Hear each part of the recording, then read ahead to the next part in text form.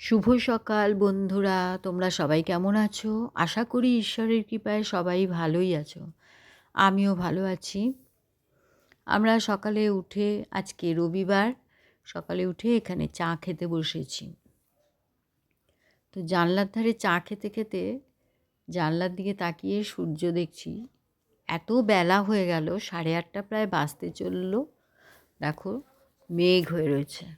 সূর্যের আর মেঘের খেলা দেখছি বসে বসে দুজন। আর এখানে পাখিও, এখন বিস্কুট দিয়েছি, পাখিও খেতে আসবে, তাই জানলাটা লাগিয়ে এখানে দেখছি। আজকে রবিবার, আজকে আমি আমার খুড়তুতো ভাই কাকিমা ওদের দুপুরবেলায় আসতে বলেছি, খাওয়া দাওয়া করাবো। যাই হোক, একটা বিশেষ কারণে বলেছি ওদের আসবে। তো রান্না বান্না আছে, আজকে নিচে যেতে হবে, তাড়াতাড়ি গিয়ে রান্না সারতে হবে। আজকে ভাবছি আমি শাশুড়ি মাকে বলবো পুজো দিতে, কারণ না হলে আমার দেরি হয়ে যাবে অনেক।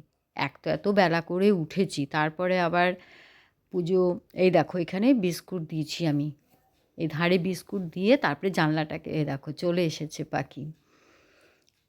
তো যাই হোক, তাই ভাবছি পুজোটা মাকে বলবো, শাশুড়ি মাকে গিয়ে, যে পুজোটা তুমি দিয়ে দাও। মাঝে মাঝে অসুবিধা হলে যদি পুজোটা করে দেয় ভালোই হয়, আমার সময়টা একটু বাঁচে বা ওদিকে সময় দিতে পারি। তো রান্নাঘরে চলে এসেছি। এখানে আমি অনেক চিন্তা করে আমি বললাম সামনের পাতে কী করব। তো ডিমের ডেভিল করার ইচ্ছে হলো। অনেক দিন খাই না, জানো তো, বহুদিন হয়ে গেল। তো ডিম সেদ্ধ করে ওখানে হাফ করে রেখে দিয়েছি, আলুটা সেদ্ধ করে চটকিয়ে রেখেছি।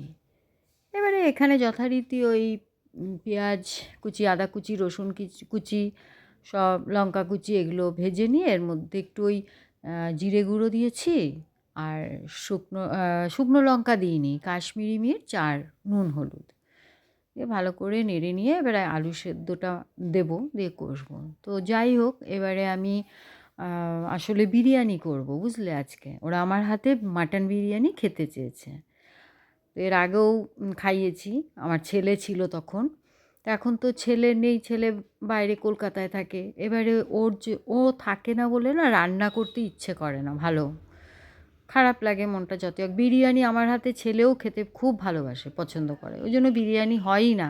কখন করি, যখন কেউ আসে, গেস্ট কেউ আসলে, আমার ননদ হোক বা আমার বাপের বাড়ির লোক হোক, কেউ আসলে তখন করি। দেখো, এই আলুর মধ্যে এবারে একটু ভাজা মশলা দিয়ে দিলাম। এবারে নামানোর আগে ধনে পাতাটা দেবো। তো সেই জন্য আর করা হয় না, এই জন্য একটু ভয়ে ভয়েই আছি, কে জানে কেমন হবে, বহুদিন পর, তার মধ্যে আবার মাটন বিরিয়ানি। মটন বিরিয়ানি তো সাধারণত করাই হয় না, করলেও চিকেন বিরিয়ানি করি। তো যাই হোক, দেখাবো নিশ্চয়ই সবটাই তোমাদেরকে, দেখতে থাকো, ভালো লাগবে আশা করছি। ধনেপাতা কুচি দিয়ে দিলাম, একটু বেশি করেই ধনেপাতা কুচি দেবে। আমার কাছে না চাট মশলাটা নেই, তার জন্য আমি চাট মশলাটা দিতে পারিনি। ঠিক আছে, তোমরা কিন্তু করলে অতি অবশ্যই দিও চাট মশলাটা। এটা খেতে কিন্তু খুব ভালোই লাগে। দেখো, ডিমটা মাঝখানে বসে, এবার হাতে না তেল লাগাতে, জানো তো, ভুলে গেছি।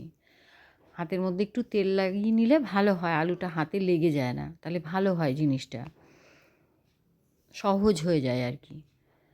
তো ভালোই হলো। তো এটা এইভাবে করে আমি না ফ্রিজে রেখে দেবো। এটা রেডি করি, এতগুলো হয়েছে। এবার এটা বিস্কুট গুঁড়ো, আমার কাছে ছিল না, ব্রেড ক্রাম্পস ছিল না, বিস্কুট ছিল, টোস্ট বিস্কুট। তাই আর ব্রেড ক্রাম্পস আনতে বারণ করলাম, বিস্কুটটাই গুঁড়ো করে নেব। তো বিস্কুট গুঁড়ো করে নিয়েছি, আর এদিকে ডিম ফেটিয়ে রেখেছি, এর মধ্যে একটু গোলমরিচ আর নুন দিয়ে দিয়েছি, দিয়ে এইভাবে করে। এইটা খুব প্রবলেম হয়, বলো তোমরা কার কার, মানে কীভাবে করো আমাকে জানাবে তো। মানে দুটো হাতই লাগাতে হয়, দুটো হাত না লাগালে খুব মুশকিল হয়। দেখো, এখানে এবারে টিস্যু রাখবো, টিস্যুটা লাগাতে আনা হয়নি। টিস্যু দিয়ে তারপরে ওটাকে ফ্রিজে রেখে দেবো, গরম গরম ভেজে দেবো আসার পর। এখানে মাটনটাকে ম্যারিনেশন করলাম। 1 কেজির ওপরেই বোধহয় মাংস আছে। আমি আদা রসুন পেস্ট দিলাম, আর বেশ খানিকটা বিরিয়ানি মশলা দিলাম। ঠিক আছে, এই মাটন বিরিয়ানিটা করতে আমার বেশি ভয় লাগে, কেন জানো তো? চিকেনটা তো একবারে বসিয়ে দিই, সেদ্ধ করতেও অসুবিধা হয় না, কিন্তু মাটনটা যদি গলে যায় না তাহলে কিন্তু পুরো বরবাদ হয়ে যাবে একদম। ওই জন্য মানে খুবই আমি টেনশনের মধ্যে দিয়ে করছি। আর এটা হয়ও না, আমার আসলে ভাইয়ের বউ খায় না চিকেন, ওই জন্যেই মাটন বিরিয়ানি করা হলো। তো যাই হোক, ঠিক আছে, এর মধ্যে ওই কাশ্মীরি মির্চ দিলাম, ধনে গুঁড়ো আর গোলমরিচের গুঁড়োও দিয়েছি এখানে, নুন দিলাম, হলুদ দেবো সামান্য,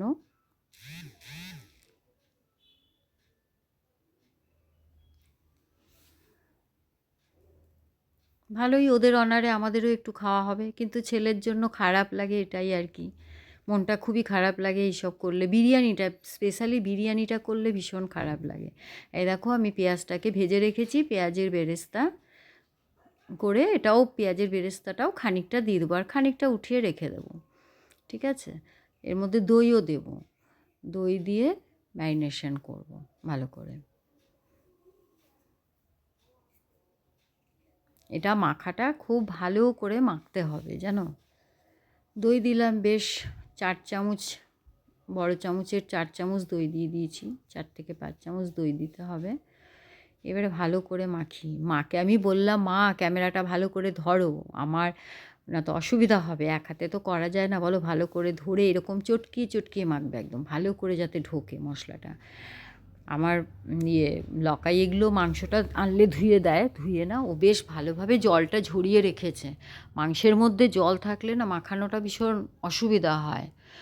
ভালো করে মাখানো হয়ে গেল ওখানে, এই দেখো এখানে মাকে বললাম স্যালাড কাটতে, যে স্যালাডটা কেটে রাখো, মা না পাটা ভাঁজ করে বসতে পারে না, হাঁটুর অপারেশন আছে তো ওর জন্য এইভাবে পাটাকে ছড়িয়ে বসে, আবার ছুরি দিয়েও কাটতে পারে না যে ওপরে বসবে। এইবারে দাঁড়াও লকাইকে দেখাচ্ছি কি করছে।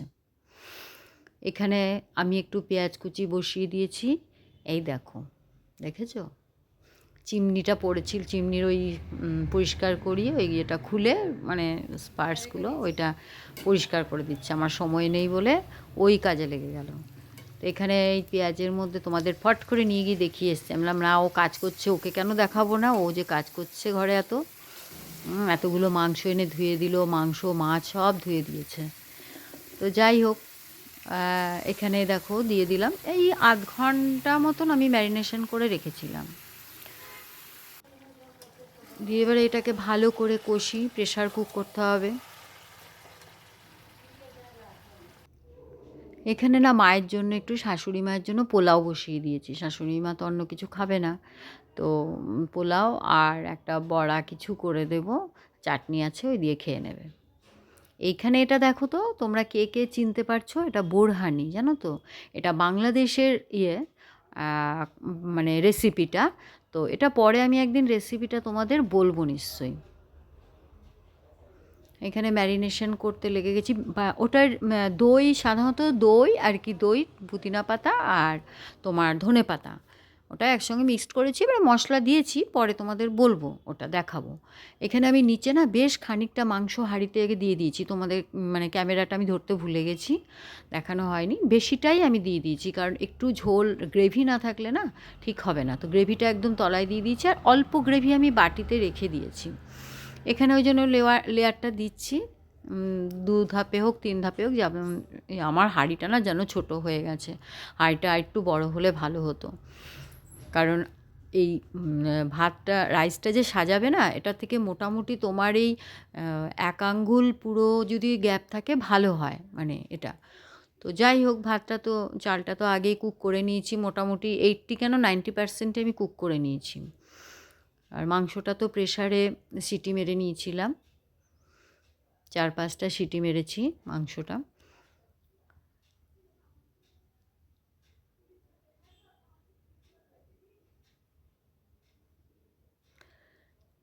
দেখা যাক সবাই খেয়ে কি বলে। যে রান্নাটা সবসময় করা হয় সেটা অত টেনশন লাগে না, এটা তো করা হয় না সচরাচর, ওই জন্যই ভয় ভয় আছি। দেখো আমার লেয়ার সাজানো হয়ে গেছে, ওরা চলে এসেছে, তাই আমি এখন চলে আসলাম আবার। এবার ডিমের ডেভিলটা করে দিই, আমরা খাবো না, আমরা কালকে খাবো, কারণ আজকে আর খাবো না, ওদের দিয়ে দিই। এটা গরম গরম ভাজতে বসিয়ে দিয়েছি, হোক। ওদের দেখি কি করছে ওরা। এই যে আমার বাবাকেও খেতে দেওয়া হয়ে গেছে, মাকে বললাম দিয়ে দাও। এই যে আমাদের রূপসা রানী, চলো দেখি কে কী করছে। এই যে আমার কাকিমা, দেখতে কত সুন্দর বলো কাকিমা। এইটা কে বলো তো? আমার ভাইয়ের বউ। ওর যা গুণ না, ওর বিশাল গুণ। ও একটা বিশাল ডায়েটিশিয়ান।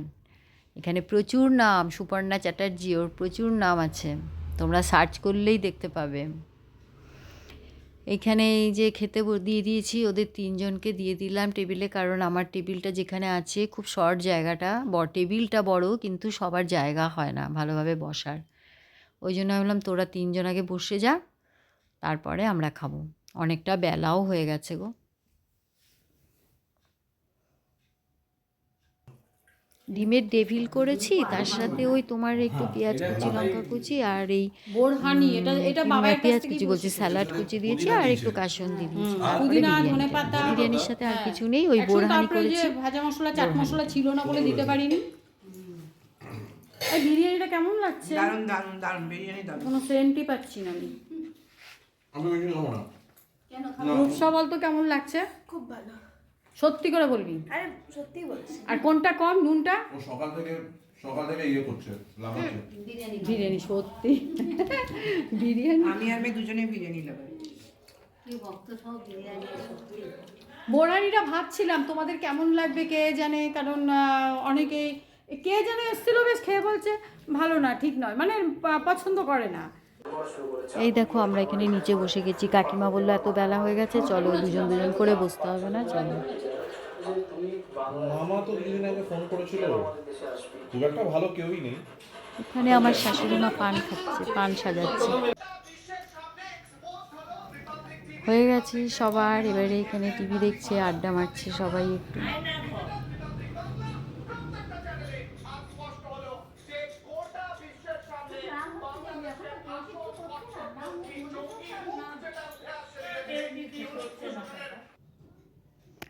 আমরা এখন আইসক্রিম নিয়ে বসলাম, সবাই চলে গেছে, ওরা অনেকক্ষণ গল্পগুজব করলাম, আড্ডা ভালোই জমলো, চলে গেছে। আমরা সব কাজ সেরে এখন দুজনে আইসক্রিম নিয়ে বসেছি।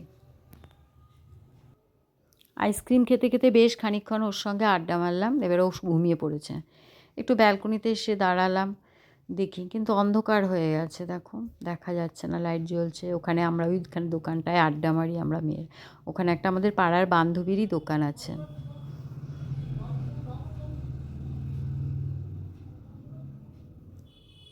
না, এখানে দাঁড়ানো যাবে না মনে হচ্ছে, মশা কামড়াচ্ছে।